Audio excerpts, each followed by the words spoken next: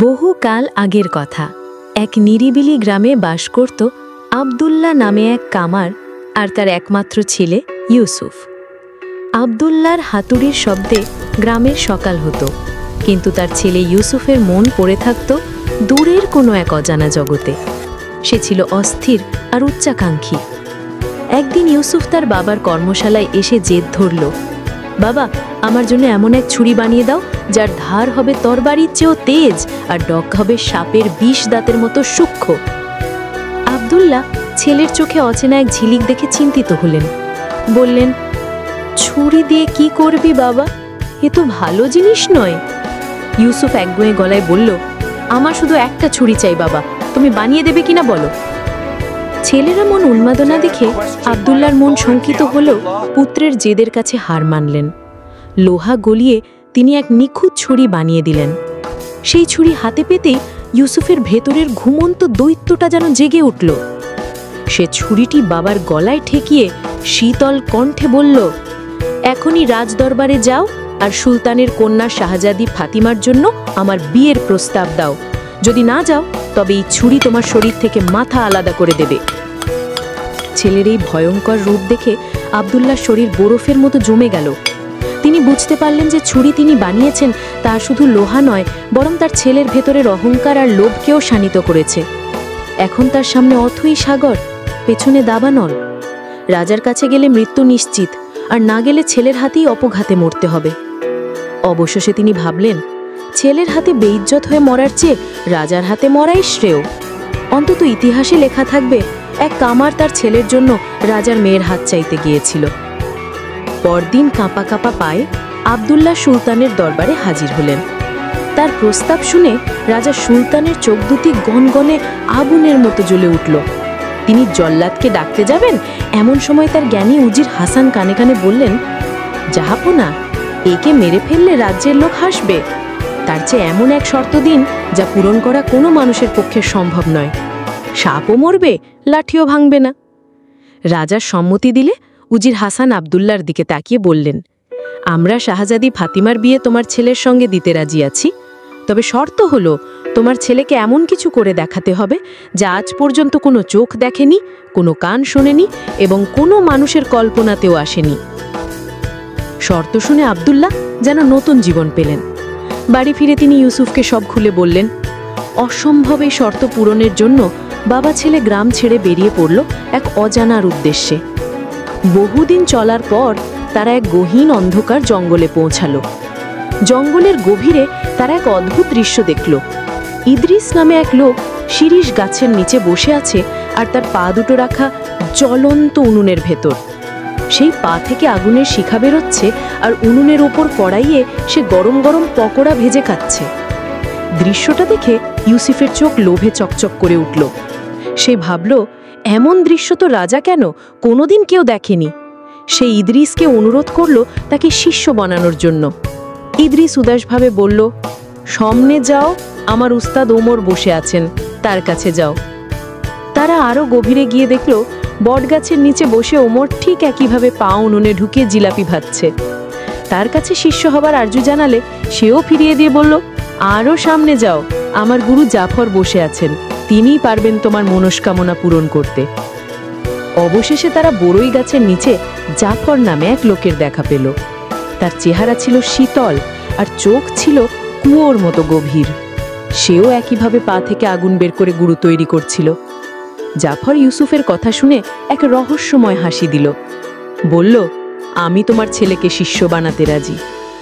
জাফর আবদুল্লাহকে একটা চাবি দিয়ে সামনের এক জরাজীর্ণ কুটিরের দিকে ইশারা করল। তোমার ছেলেকে ওই ঘরে রেখে বাইরে থেকে তালা দিয়ে দাও। আবদুল্লাহ তাই করলেন। কিন্তু যখন তিনি ফিরতে যাবেন, জাফর তার হাত থেকে চাবিটা নিয়ে শীতল কণ্ঠে বলল, ঠিক 1 বছর পর এসে তোমার ছেলেকে নিয়ে যেও। আবদুল্লাহ ফিরে গেলেন। ওদিকে ঘরের ভেতর ইউসুফ ক্ষুধা তৃষ্ণায় ছটপট করছিল। যখন সে ঘরের চারপাশে তাকালো, তার রক্ত হিম হয়ে গেল। পুরো ঘরে মানুষের কঙ্কাল আর হাড়গোড় ছড়িয়ে ছিটিয়ে আছে। সে বুঝতে পারল জাফর আসলে এক নরখাদক জাদুকর, যে শিষ্য বানানোর নামে মানুষকে এখানে এনে মেরে ফেলে। মৃত্যু নিশ্চিত জেনে তার অহংকার চূর্ণ হয়ে গেল। কান্নায় ভেঙে পড়ে সে তার বাবার কথা ভাবল, নিজের ভুলের জন্য অনুতপ্ত হলো। হঠাৎ দেওয়ালে একটা বড় হাড় দিয়ে আঘাত করতে শুরু করলো। দিন রাত এক করে সে দেওয়াল খুঁড়তে লাগলো। অবশেষে দেওয়াল ভেঙে যখন সে পাশের ঘরে প্রবেশ করলো, তখন এক অভাবনীয় দৃশ্য দেখল। ঘরটি ছিল শাহজাদির মহলের মতো সাজানো, আর সেই ঘরের নরম বিছানায় অপরূপ সুন্দরী এক তরুণী ঘুমোচ্ছিল। তার নাম আয়েশা। আয়েশা ইউসুফকে দেখে প্রথমে ভয় পেলেও পরে শান্ত হয়ে তার সব কথা শুনল। আয়েশা বলল, বাইরে যে গুড় বানাচ্ছে সে আমার বাবা জাফর।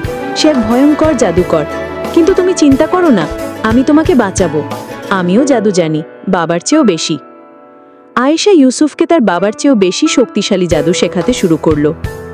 দেখতে দেখতে 2 বছর কেটে গেল। ইউসুফ এখন এক পারদর্শী জাদুকর। 2 বছর পর আব্দুল্লাহ যখন ফিরে এলেন, জাফর তাকে সেই ঘরের চাবি দিয়ে বলল, যাও, তোমার ছেলেকে নিয়ে এসো। আব্দুল্লাহ ধরেই নিয়েছিলেন যে তিনি শুধু ইউসুফের হাড়গোড়ই পাবেন, কিন্তু ঘরে ঢুকে তিনি দেখলেন তার ছেলে এক অপূর্ব সুন্দরীর সঙ্গে বসে আছে। সব জানতে পেরে তিনি ভয়ে কাঁপতে লাগলেন। আয়েশা তখন এক বুদ্ধি বের করল। সে আব্দুল্লাহকে কেঁদে কেঁদে জাফরের কাছে গিয়ে বলতে বলল যেন তার ছেলে মারা গেছে আর সে শুধু তার হাড়গুলোই নিয়ে যেতে চায়। জাফর রাজি হয়ে একটা বড় চাদর দিল। আব্দুল্লাহ সেই চাদরে ইউসুফকে লুকিয়ে কাঁধে তুলে বেরিয়ে পড়লেন। যাওয়ার আগে আয়েশা ইউসুফকে সাবধান করে দিল, পথে রোজগারের জন্য এই জাদু ব্যবহার করো না। আমার বাবা লোভের গন্ধ পায়, তাহলে সে তোমাদের খুঁজে বের করবে। কিন্তু জঙ্গলের বাইরে এসে ইউসুফের পুরনো অহংকার আবার মাথাচাড়া দিয়ে উঠল। সে এক ষাঁড়ের রূপ ধরে তার বাবাকে বলল তাকে বিক্রি করে দিতে, কিন্তু দড়িটা রেখে দিতে। এক জমিদার ষাঁড়টিকে কিনে নেওয়ার পরেই সে দড়ি ছিঁড়ে পালিয়ে আবার ইউসুফ হয়ে গেল। কিন্তু এই লোভের কারণেই তাদের বিপদ ঘনিয়ে এলো। জাফর ঠিক তাদের খোঁজ পেয়ে গেল। সে এক ফকিরের রূপ ধরে তাদের পথে এসে বসল। ইউসুফ এবার উটের রূপ ধরেছিল। শর্ত ছিল নাকের দড়ি ছাড়া তাকে বিক্রি করতে হবে। কিন্তু ফকির বেশি জাফর উটের জন্য এমন দাম দিল যে আব্দুল্লাহ লোভ সামলাতে পারল না। জাফর চালাকি করে নাকের দড়ি সহ উটটিকে কিনে নিল। ইউসুফ জাফরের হাতে বন্দী হয়ে গেল, কিন্তু সেও এখন শক্তিশালী জাদুকর। সে কবুতর হয়ে উড়ে গেল। জাফর তক্ষুনি একটা বাজ পাখি হয়ে তার পিছু নিল। ইউসুফ এক পুকুরে ঝাঁপ দিয়ে ব্যাঙ হয়ে গেল। জাফর হলো বক। এক গ্রামীণ তরুণী মরিয়াম যখন পুকুর থেকে মাটি তুলছিল, ইউসুফ তখন এক আংটি হয়ে তার আঙ্গুলে ঢুকে গেল। ফকির বেশি জাফর সেই গ্রামের বাড়ি গিয়ে আংটি চাইল।